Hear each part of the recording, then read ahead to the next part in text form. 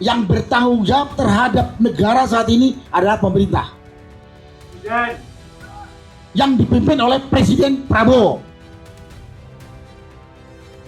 Saya sebagai rakyat yang ngasih makan dia dan ngasih fasilitasnya menuntut kalau negara ini kacau. Kecuali Presiden Prabowo memberi perintah ke saya, kumpulkan rakyat, bakar rumah Jokowi. Saya kerjakan. Karena kalau saya sekarang kumpulkan orang bakar rumah Jokowi, habis itu saya masuk penjara. Rakyat yang bisa menyelesaikan ini, bukan elit-elit politik. Gak akan bisa elit-elit politik mengubah negeri ini. Prabowo dilingkungi oleh di situ ada Budiman Sujatmiko, ada nama-nama, ada 7 orang, ada Agus Jabo. Agus Jabo jelas-jelas ini. Dialah yang membakar Klender. Dia yang bilang, Alfian kalau masuk Gerindra gue bunuh dulu dia. Assalamualaikum warahmatullahi wabarakatuh. Salam sejahtera bagi kita semua. Langsung saja kepada Bapak, Ibu, hadirin, senior maupun teman-teman aktivis dan tokoh-tokoh yang hadir. Terima kasih atas kesempatan yang diberikan pada saya. Dan saya diminta bicara bingung, tadi udah banyak orator ngomong gitu. Dari yang bicara pertama sampai terakhir tadi, kita tahu, kita udah nggak perlu ngomong banyak-banyak. Negara kita ini sekarang sedang kacau balau dan sedang menuju ke jurang kehancuran kalau tetap tidak kita sadari, baik pemerintah maupun kita rakyat jelata ini.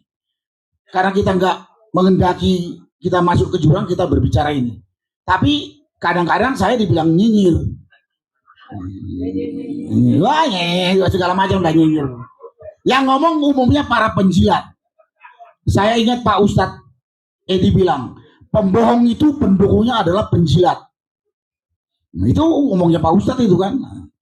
Gini Pak, sudah cukup banyak dikatakan tadi. Mungkin kita punya bisa beda narasi atau beda redaksi, bisa juga beda isi gitu.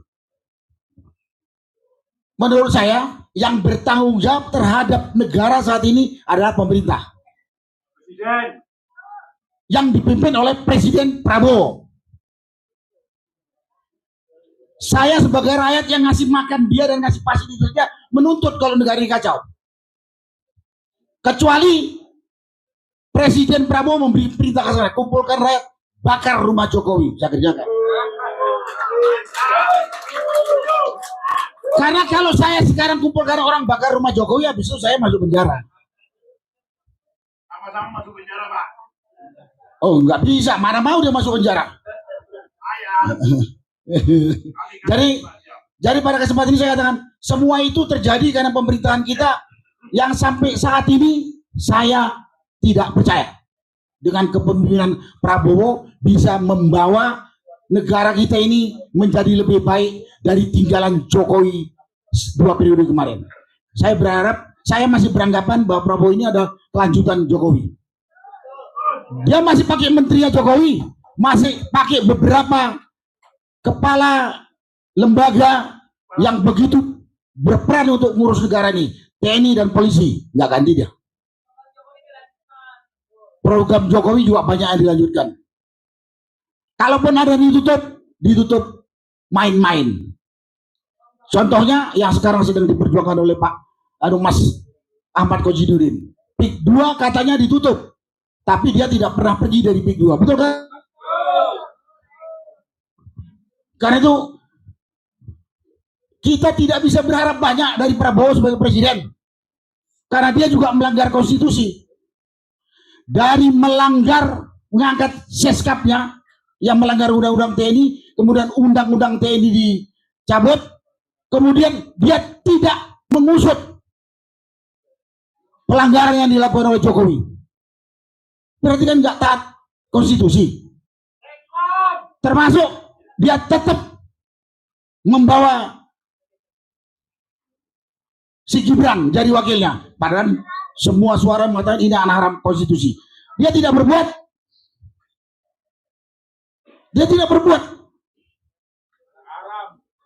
Dan lain-lain banyak program-program program-program rusak tinggalannya Jokowi yang masih belum ditutup, itu di Rempang dan lain sebagainya banyak.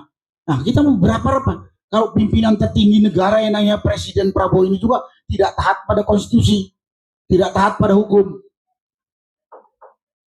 Katanya mau memberantas koruptor. Kita tahu di negara manapun pemberantasan koruptor yang efektif dan benar itu akan membawa negara menjadi maju, tertib. Sekarang koruptor di sekitar dia pura-pura aja tidak tahu. Apa yang mau diharapkan? Sampai hari ini, setelah ngomong ini, kalau besok Prabowo menangkap koruptor dan mengadili Jokowi, baru saya hormat. Kalau enggak percaya saya. Apa yang mau diharapkan? Pelaku tindak kriminal di sekitar dia nggak diapa-apain. Wakilnya melanggar hukum tidak diapa-apain. Dan lain banyak, kalau disampaikan banyak sekali. Harapan kita memang dengan kita ngomong ini didengar. Kalau kupingnya masih berfungsi, kalau dia tidak dengar, pembantunya ada yang jujur. Karena banyak penjilat di situ, saya katakan. Nggak mau nyampaikan. Baru kita respect sama dia. Kalau enggak. Kalau enggak juga, ya tadi yang disampaikan. Reformasi melalui revolusi, kata Pak Edi. Reformasi bisa dilakukan kalau nggak dengan revolusi, nggak mungkin. Kita nggak berharap ke sana, Tapi kalau kita berbicara seperti ini, banyak tadi ngomong di sini, tidak digubris, berarti kan dia bukan pemimpin kita. Pemimpinnya para bajingan kan? Siapa yang bilang Jokowi sama koruptor itu bukan bajingan? Dia lebih dekat ke sana. Terus buat apa kita harapkan orang yang kita pilih, kita percayai, bahkan kita gaji, kita berharap bawa negara ini dengan baik? Dia abaikan kita kok. Kalau kita teriakin sekarang ini, hari ini turun dengan cara kata nggak dengar, kalau kita kemudian rame-rame gusur ke kantornya atau ke rumahnya, apa salah? Apa salah? Orang dia mengkhianatin kita kok. Di mana-mana pengkhianat itu hukuman mati, nggak ada. Terus berikutnya, akan ada korban. Kita jangankan revolusi, jangankan unjuk rasa, jangan jalan ke sana aja ada risikonya kok. Kalau kita lagi apes, korban. Sebetulnya bapak itu sama saya backgroundnya sama. Di sini ada senior juga, ada Laksamana Selamat, ada Jenderal Tiasno. Dulu saya kalau jadi komandan, anak buah saya salah, itu komandan atasan saya nabokin saya itu. Kau nggak bina ya anak buah kamu ini goblok? Dia enggak. BGN koruptor, padahal kepala BBN itu atasnya dia sendiri. Dia masih dengan segala macam dalih, udah melakukan pembersihan segala macam. Saya ini orang yang hampir dipecat sama Pak Tiasno waktu saya masih komandan brigade, beliau kasat. Cuman dosa saya nggak bisa dibongkar sama Pak Tiasno, jadi saya nggak jadi pecat gitu. Benar, saya sampaikan aja di sini. Ya kan, hukum itu kan hanya bisa berlaku kalau pelakunya bisa dibuktikan kan. Kalau nggak bisa dibuktikan, Pak Tiasno paling-paling cuma maki-maki saya saja. Nggak bisa secara administrasi pecat kau. Gitu. Nah ini sekarang lihat presiden bawaannya melakukan pelanggaran, ada yang korupsi, ada yang lain-lain. Wah itu lain lagi, itu kekonyolan atau ketololan saya tahu. Ada pangkat, saya bilang bukan pangkat kehormatan, itu pangkat hadiah kepada penjilat-penjilatnya itu. Bukan pangkat kehormatan tuh kalau menurut saya, termasuk bintang gitu. Saya bilang gitu. Itulah yang saya sampaikan. Jadi sampai hari ini saya masih menuntut kepada pemerintah yang dipimpin oleh Presiden Prabowo untuk memperbaiki kondisi yang sekarang ini masih babak belur. Penegakan hukum kacau balau, pemberantasan koruptor nol. Kemudian kalau terpaksa terjadi ada gerakan, ya apalah namanya reformasi melalui revolusi, ada korban, itu alami menurut saya. alami tuh. Mana orang Jawa Timur, Mas Widi nggak ada. Mas Widi itu sesanti provinsinya Sir Basuki Mowobeo. Nggak akan ada keberhasilan tanpa ada pengorbanan. Pengorbanan itu memang dari duit sampai nyawa. Jadi wajar-wajar aja terjadi. Nah, ini bekas-bekas tentara udah nggak saya kasih tahu lah kayak apa babak belurnya sudah kita waktu tugas. Pasti ada aja ini risiko yang kita hadapin. Nah, itulah yang bisa saya sampaikan pada kesempatan ini. Jadi karena itu pada kesempatan ini saya katakan, saya sampai hari ini belum percaya kepada Presiden Prabowo akan memperbaiki bangsa ini. Waktu udah 1,5 tahun lebih. Padahal waktu itu adalah senjata atau kekuatan buat TNI. Waktu itu kekuatan. Makin lama kita makin lemah, musuh makin kuat. Habis itu kita yang hancur. Nah, mudah-mudahan didengar. Kalau enggak, ya tadi yang dibilang Laksamana Selamat. Mungkin tadi sebetulnya Mas Repli ngomong tadi apa? Istilahnya tadi? Nah, radical break. Sama juga. Memberhentikan secara radikal. Revolusi juga. Cuman katanya ahli tata negara, wartawan, halus, nggak kayak saya atau nggak kayak Mas Ahmad Khojidudin mungkin frontal langsung gitu. Jadi itulah yang bisa saya sampaikan. Mohon maaf kalau ada yang nggak sependapat. Terima kasih. Wassalamualaikum warahmatullahi wabarakatuh. Matur nuwun. Kita bukan nggak sependapat, Pak, nggak sependapatan. Sir Basuki Mowobeo. Tidak ada keberhasilan yang tanpa pengorbanan. Saya berhasil, kalian yang berkorban. Oke, sekarang kita dengerin Ustadz Rizal Fadilah. Tersangka yang 7 bulan mondar-mandir. Awas, ini Ustadz bahaya juga nih. Jalan boleh pelan-pelan coba, jalan itu pelan-pelan dia, tapi ngeri sekali. Ngeri. Kita kasih waktu setengah menit. Panjang-panjang bahaya soalnya. Makasih diprovokasi Bang Edi. Assalamualaikum warahmatullahi wabarakatuh. Alhamdulillahirabbil alamin wassalatu wassalamu ala Rasulillah wa ala alihi wa ashabihi wa mawalah. Bapak Ibu yang saya hormati, setelah Pak Narko sampaikan seperti itu, nampaknya saya termasuk satu mazhab dengan Pak Narko. Seperti pernah dalam diskusi dengan Pak Jumhur, Pak Jumhur Hidayat. Pak Jumhur mazhabnya mazhab percaya sama Prabowo. Kemudian ingin diubah dari dalam, katanya untuk diperbaiki. Kalau saya mazhab tidak percaya sama Prabowo sebelum dibuktikan sebaliknya. Dan ternyata tidak ada bukti-bukti sebaliknya itu.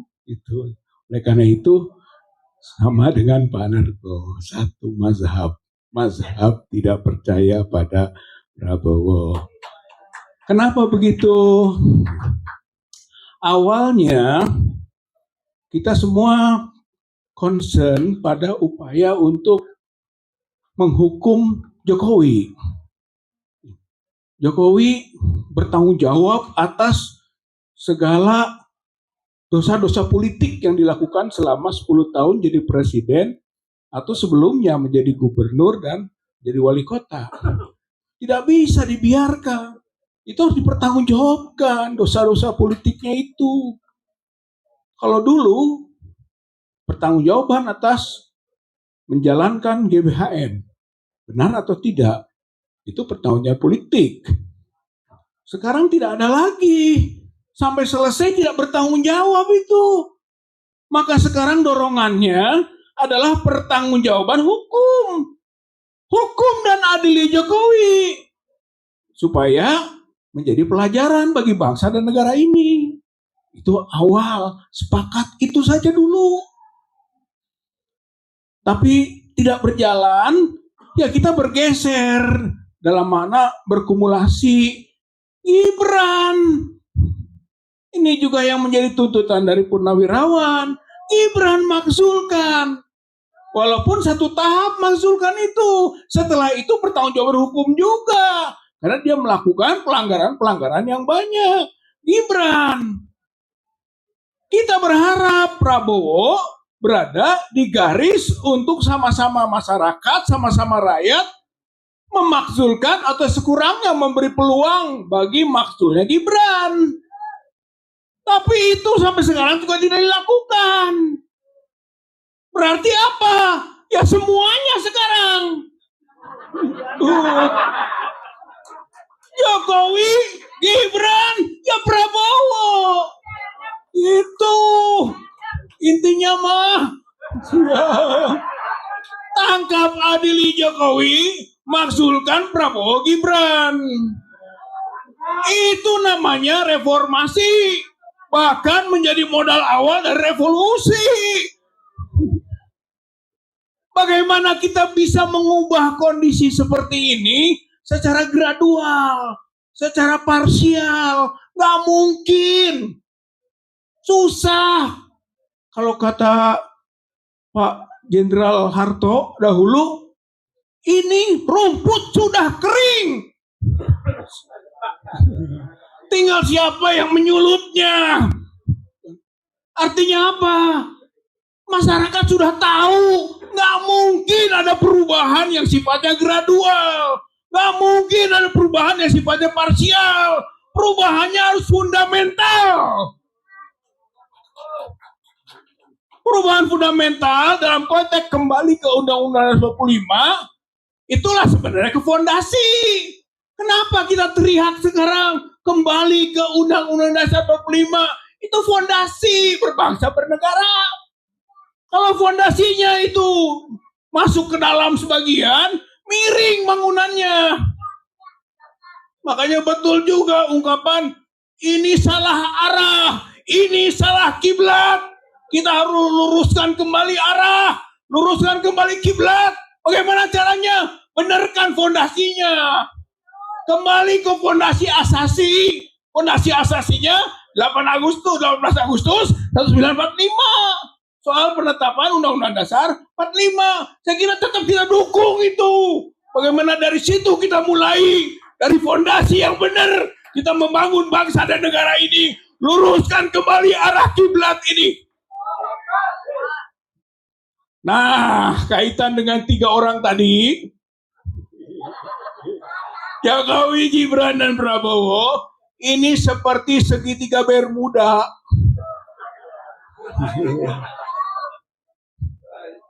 Ada Miami, ada Puerto Rico, ada Bermuda. Segitiga Bermuda ini ada Jokowi, ada Gibran, ada Prabowo. Ini menyesatkan kita. Ini segitiga imajiner, tapi menenggelamkan. Banyak pesawat hilang di sana, banyak terjebak di sana. Rakyat Indonesia ini tenggelam di sana. Rakyat Indonesia ini tersesat di sana, gara-gara segitiga Bermuda itu. Oleh karena jangan dekat-dekat ke situ, nanti tersesat dan tenggelam. Oleh karena itulah, bapak-bapak, ibu-ibu, saudara-saudara sekalian, kalau konteks solusi, rakyat yang bisa menyelesaikan ini. Bukan elit-elit politik. Nggak akan bisa elit-elit politik mengubah negeri ini. Apalagi mereka adalah orang-orang yang terlibat dan terjebak dalam sistem yang salah dan keliru dan salah arah itu. Yang bisa hanya rakyat. Gerakan rakyat. Mau namanya reformasi atau revolusi, itu esensinya gerakan rakyat. Rakyat yang mengubah. Mau linier, mau unlinier. Kalau unlinier, tidak peduli pada aturan-aturan yang ada. Yang penting rakyat punya kedaulatan. Rakyat punya kehendak. Rakyat punya kemauan. Dan dia berhak merealisasikan kemauannya itu. Unlinier itu. Tapi kalau mau linier, rakyat bergerak, rakyat mengubah. Setelah itu proses konstitusi yang ngatur. Itu begitu. Dua-duanya bisa. Kita lihat keadaannya. Lihat kita kondisinya. Sejauh mana rakyat ini telah memiliki spirit, memiliki semangat untuk merubah keadaan. Yang penting Kita datang ke sini untuk merubah keadaan. Kita datang ke sini untuk menciptakan kejujuran, keadilan, dan kebenaran dalam semua bidangnya. Mudah-mudahan Allah memberi kemudahan. Dan jangan jadi munafik. Inna min syari nas zal wajhain. Yati haulai biwajhin. Wa haulai biwajhin. Sejelek-jeleknya manusia yang punya dua wajah. Datang ke satu kaum dengan satu wajah. Datang ke kaum yang lain dengan wajah yang lain. Inna min syari nas. Sejelek-jelek manusia. Mudah-mudahan kita tidak menjadi manusia yang jelek. Insya Allah istiqomah. Teguh pendirian. Jihad fisabilillah perjuangan kita. Hatta kita gugur di medan juang. Insya Allah syahid. Masuk surga. Karena kita yakin kehidupan akhirat nanti. Bukan sekarang ukurannya. Oleh karena itu jadikan ini ibadah. Jadikan ini ruang jihad fisabilillah. Jadikan ini amar ma'ruf nahi munkar. Insya Allah Allah akan menolong kita semuanya. Amin ya rabbal alamin. Allahu Akbar. Allahu Akbar. Allahu Akbar. Nasrun minallah wa fathun qarib. Wa basyiril mu'minin. Wassalamualaikum warahmatullahi wabarakatuh. Waalaikumsalam warahmatullahi wabarakatuh. Merdeka! Ini kita dengerin Bung Tomo apa Bung Karno nih? Kombinasi kedua-duanya ya. Jadi kalau di PII Persatuan Insinyur Indonesia, bukan. Pelajar Islam Indonesia ada tandang ke gelanggang walau seorang, gitu kan? Ini eskalasinya makin naik nih. Kita mesti agak bikin meliuk sebentar supaya nggak kesedek di tenggorokan. Kita minta Ustadz yang juga alumni PII, sahabat saya, Ustadz Alfian Tanjung. Takbir! Pengantin baru, Mon. Masya Allah. Yang ngiri nanti belajar. Kita perlu istiqomah dalam perjuangan. Ya, istiqomah itu konsisten. Bukan istiqomah belasana, ikatan suami takut istri kalau di rumah. Bismillahirrahmanirrahim. Assalamualaikum warahmatullahi wabarakatuh. Alhamdulillah, saya sesungguhnya pada hari ini merasakan betul kalau setelah hari ini tidak ada apa-apa, berarti memang kita semua nggak ada apa-apanya. Ya, jadi kalau boleh dibilang jangan omon-omon, kita kritik omon-omon, tapi tentu saya akan mengawali dulu kebanggaan saya dengan Bumi Periangan. Pemberontakan PKI tahun 1948 adanya di Jawa Timur, tetapi tidak diberantas oleh Kodam Brawijaya, tidak juga diberantas oleh Kodam Diponegoro. Yang memberantas PKI adalah dari Kodam Siliwangi. Dari Bumi Siliwangi ini kita harus membuktikan bahwa ayo Bung, rebut kembali. Saya akan mengawali dengan kondisi warga negara kita, kondisi masyarakat kita. Secara umum masyarakat kita itu ngapain sih tuh si Alfian sama teman-temannya? Ngapain si Edi itu? Yang perlu saya catat buat para hadirin semua, masyarakat kita ini tidak menyadari, tidak mengetahui, tidak memahami apa yang sedang terjadi. Kenapa? Karena mereka hidupnya udah susah. Susah banget susah. Kita semua tahu pengusaha tingkat menengah ke bawah itu betul-betul jeblak. Saya cukup terkejut teman-teman dekat saya, teman saya 40 tahunan yang lalu, ketika saya bilang, bro, gue mau nikah nih. Lo gimana, bantu apa? Kan, gue ini sampai beli beras aja nggak bisa. Jadi bapak-bapak, ibu-ibu, saya tidak ahli untuk menganalisis ini, tetapi memang ada sebuah skema sistematik untuk membuat masyarakat itu tidak berdaya. Terakhir saya dapat kawan dari Sulawesi, dia mengatakan kita mesti beli solar aja 55.000 per liter. Nah itu efeknya terhadap ikan, terhadap cabai, terhadap segala macam untuk masyarakat itu. Yang terakhir, lemahnya partisipasi masyarakat. Maka saya pada hari ini mencoba memberikan judul konsolidasi untuk mobilisasi perlawanan kita. Persoalannya kerja kita ini tidak mengalami satu elaborasi yang sistemik. tokoh-tokoh yang muncul udah nggak bisa dibantah. Saya dengan Mas Roy Suryo harus acung luar biasa. Jangan Pak Said Didu dan segala macam. Maka saya menganjurkan, kelihatannya tidak ada pilihan. Poin pertama, untuk konsolidasi ini, maka para ulama, potensi umat Islam secara nasional harus mulai diarahkan, dan kita perlu datang kepada, masih mungkin walaupun saya agak pesimis ya, lembaga-lembaga resmi, apakah organisasi A, organisasi B, selalu pakai tapi terus. Itu yang saya agak susah menyebut nama organisasinya. Selama gerakan-gerakan struktur dari gerakan umat ini, sebutlah dua sayap Garuda Islam, mudah-mudahan saya nggak menyebut ini karena mesti ada yang kurang nyaman. Konsolidasi tidak akan pernah terjadi selama khotib-khotib Jumat belum mengatakan, saudara-saudara, bagaimana kita punya negara dipandu oleh Bunda Teddy. Bagaimana, itu tidak sederhana. Kalau kita baca Quran, fayanzuru kaifa kana akibatul mukazzibin. Bagaimana kita punya negara diurus oleh orang yang mempunyai abnormalitas seksual. Dan itu terduga kuat. Bukan sekedar kita menuding, semua orang juga mulai terhenyak bagaimana kisah Sodom Gomorrah. Jadi poin pertama saya pikir, ayo Priangan, ayo Bung rebut kembali. Halo halo Bandung, dari Bandung kita akan bergerak bersama Ustadz Rizal Fadila dengan komandan utamanya Edi Mulyadi.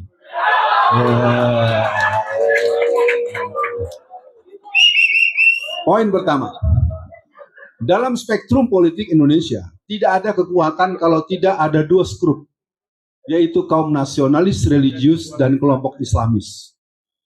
Pilihan inilah yang akan mungkin membuat kita bisa mempertegas. Saya nyatakan dengan berat hati, sebetulnya hari ini PKI sedang masuk pada tusukan-tusukan yang paling kuat. Karena gerakan komunis Indonesia hari ini ada yang namanya LKI. Dan LKI ini saya belum berani buka terlalu luas karena saya perlu mengkonfirmasi.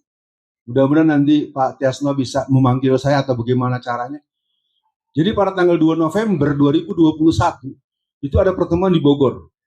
Kelompok PKI dan kelompok LKI. LKI ini adalah golongan PKI, golongan F, G, dan H. Saya karena tidak punya tambahan penjelasan ini, saya cuma mengatakan ini pertarungan serius. Pak Prabowo dilingkungi oleh di situ ada Budiman Sujatmiko, ada nama-nama, ada 7 orang, ada Agus Jabo. Agus Jabo jelas-jelas itu. Dialah yang membakar kalender. Dia yang bilang, Alfian kalau masuk Gerindra, gue bunuh dulu dia. Ya, memang dia ngaku-ngaku PII, tapi dia PII merah. Ya, saya harus nyatakan dengan terbuka hari ini, kalau kita tidak berani mengkombinasikan kaum Islamis dan nasionalis religius, maka pertarungan kita tidak cukup solid. Yang ketiga adalah kalangan angkatan muda yang militan dan idealis. Seorang Ferry Irwandi, dia bisa kumpulkan uang 10 miliar. Kenapa bisa begitu? Saya pikir saya tidak ingin memberikan penilaian negatif atau positif. Apa kita nggak punya cukup pemuda-pemuda Islam atau pemuda nasionalis religius? Karena saya tetap menangkap bahwa ini adalah satu titik resultante antara kebangkitan komunisme PKI di satu sisi dan kelompok kiri yang tidak pernah mau menyebut dirinya PKI. Kalau Quran menyebutnya wallazina kafaru ba'duhum awliya'u ba'd. Kondisi kita serius sebetulnya. Yang keempat, kaum perempuan. Mari kita buka Jakarta. Pilkada DKI Jakarta, ibu-ibu mengembalikan sembako, ibu-ibu mengembalikan amplop-amplop ya isi tebal. Apa kata ibu-ibu itu? Ahok, gua enggak doyan sembako lo. Siapa yang gerakan? Dr. Nurdiati Akmal. Kalau orang-orang yang kuliah di Al-Azhar tidak akan pernah tahu bahwa kelas perempuan baru dimulai tahun 1960. Sejak ratusan tahun, bahkan disebut 1000 tahun lebih, Al-Azhar tidak punya kelas perempuan. Ketika Rahmah El Yunusiah mendatangi Grand Sheikh daripada Al-Azhar, dia berdebat, akhirnya 1960-an dibuka kelas perempuan. Pertanyaannya, mana yang bicara di depan yang perempuan? Jangan cuma dengar-dengar saja. Saya dengar udah ada, tapi nenek-nenek. umur 80 tahun. Panggil yang umur 30 tahun ke depan. Panggil yang 40 tahun. Mary maju ke depan. Ngomong apa Mary nanti? Nanti jadwalnya ada. Terakhir, potensi masyarakat yang lain. Kalau saya menyebut satu nama agak bahaya juga ini. Kaum haji, haji oligarki haji, menurut saya mau dia haji, mau dia Cina, kalau dia berbuat jahat dan mencaplok dan menyiksa rakyat, menggusur rakyat, melindas rakyat dengan delko, sama saja. Ya, kita nuding-nuding oligarki Cina semua. Yang haji juga jahat juga di kampung-kampung, digusur juga, dilindas juga itu rumah masyarakat. Saya pikir dalam Islam diluhu aqrabul taqwa. Yang salah siapapun yang berbuat adalah salah, walaupun yang berbuat itu teman kita. Walaupun dia teman kita, kalau dia berbuat kesalahan, dia tetap salah. Begitu Ustadz Khozinuddin. Sekian dari saya. Mari kita jadikan Indonesia merdeka. Merdeka!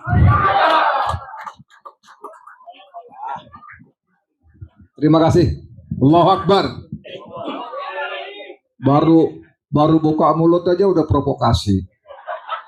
Kalau habis ini tidak ada apa-apa, maka kita memohon apa-apa. Wah, bahaya. Khas Alfian Tanjung ya. Cuman tadi coba begitu dia minta perempuan maju ke depan. Jangan 85 dong, yang 30. Maksudnya biar beningan dikit gitu kan. Nggak jauh-jauh. Oke, kita minta Mas Dwi Cahyo. Ini salah satu provokator acara ini. Monggo ke depan. Beliau mantan Hakim Agung ad hoc. Monggo. Ini provokator yang memprovokasi para purnawirawan dengan pasal-pasalnya.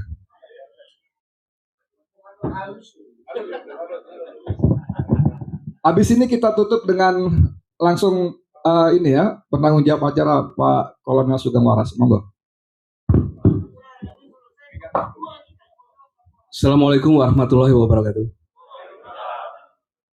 Yang terhormat sesepuh kami yang ada di FPP TNI dan di FPPI dan seluruh bapak-bapak yang satu perjuangan, satu frekuensi, satu tujuan.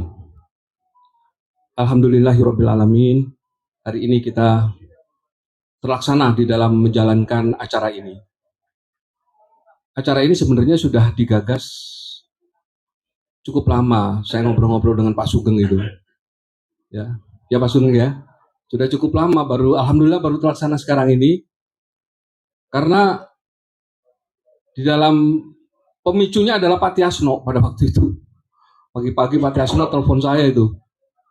Ya Pak Tiasno, pagi-pagi telepon saya Pak Tiasno ingin bagaimana ini? Ya, dan karena beliau sudah telepon saya begitu ya, saya langsung telepon Bang Sugeng dan saya katakan dengan beliau, kita rapat hari Jumat. Saya meluncur, rapat cuma beberapa jam, alhamdulillah bisa terlaksana. Terima kasih Bang Sugeng. Ya, dan terima kasih teman-teman FPPI. Terima kasih, luar biasa. Ya, terutama yang dari Bandung ini yang sudah membantu pelaksanaan acara ini. Bapak dan Ibu sekalian, saya akan menyampaikan bahwa saya bicara persoalan, tadi sudah disampaikan banyak oleh teman-teman, hampir nggak kebagian nih, saya mau ngomong apa lagi. Tetapi saya melihat bahwa persoalan bangsa ini bukan hanya kepada Prabowo saja. Justru saya menyoroti, itu adanya, isinya karena bajingan semua nih, itu ada di DPR. DPR ini sangat, jangan diabaikan, DPR ini, waduh, boleh katakan 99,9% itu bajingan semua isinya. Karena apa? Semua persoalan rusaknya hukum ini itu melalui DPR, benar nggak? Siapa yang bisa merubah undang-undang tanpa persetujuan DPR? Saya tanya sekarang. Ya kan, permintaan dari siapapun untuk merubah undang-undang itu harus melalui DPR. Jadi kalau tatanan hukum ini rusak di Indonesia, itu DPR yang harus bertanggung jawab. Jadi dalam hal ini kita menyoroti bukan hanya melihat yang lain. Persoalan ini tidak hanya pada Prabowo saja. Prabowo adalah bagian dari persoalan. Persoalan yang lebih besar yang diawali oleh Jokowi, kemudian diteruskan oleh Prabowo, ya. Tetapi ada yang lebih, saya menilai ini adalah lebih merusak segala tatanan ada di DPR.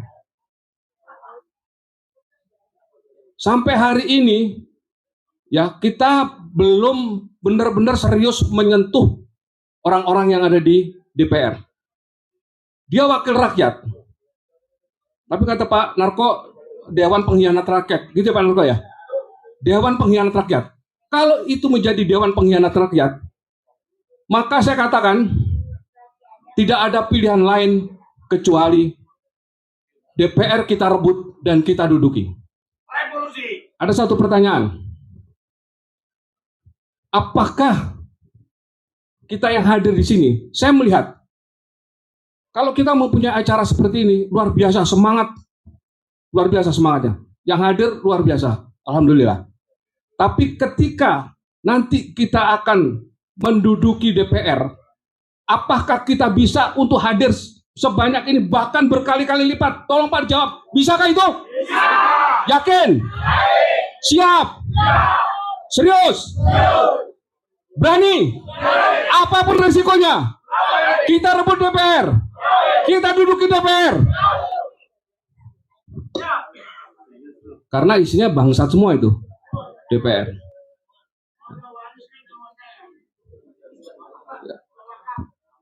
Kemudian ada satu informasi.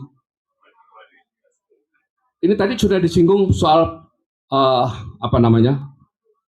kekayaan alam kita, ya, yang dikuasai oleh oligarki. Ternyata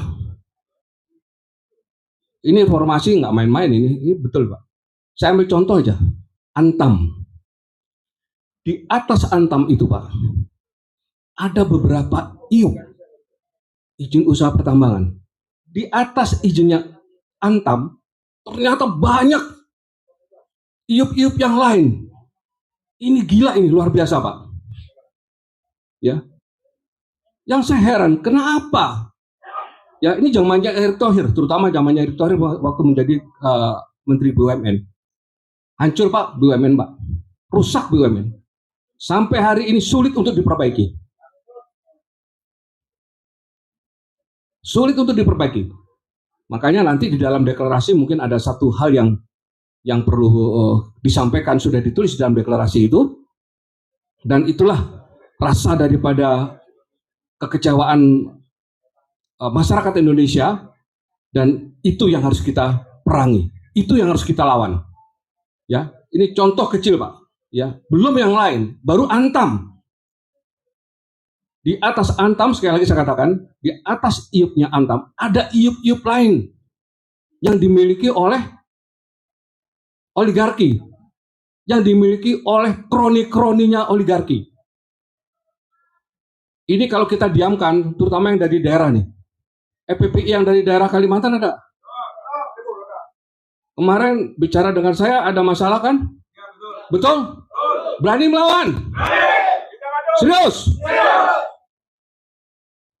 Saya kapan-kapan datang ke sana loh. Siap ya? Jadi ini salah satu contoh kawan kita di FPPI. Ya, ada persoalan di sana. Persoalan dengan oligarki, persoalan dengan pemerintahan juga, terutama pemerintah daerah.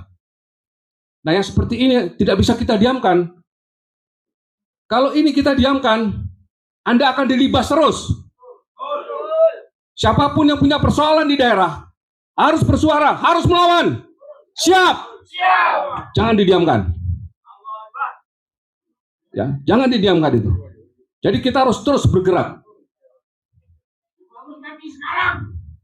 Jangan sekarang, masa di sini repot ntar kita. Masa sekarang, janganlah.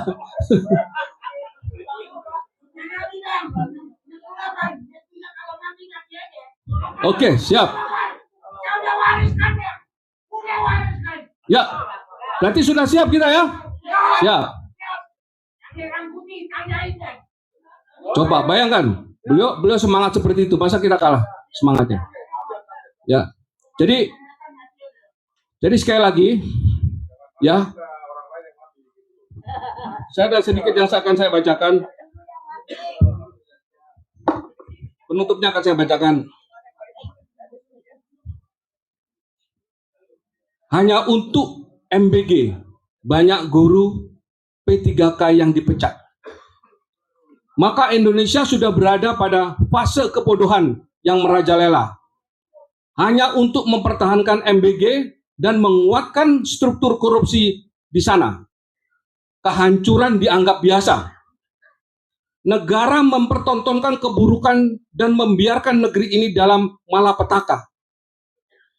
Jika niat jahat terus merasuk dalam pikiran mereka tanpa memperdulikan rakyat, maka tunggu saatnya kalian masuk neraka. Demikian, terima kasih. Lebih kurangnya mohon maaf. Billahi taufiq wal hidayah. Wassalamualaikum warahmatullahi wabarakatuh.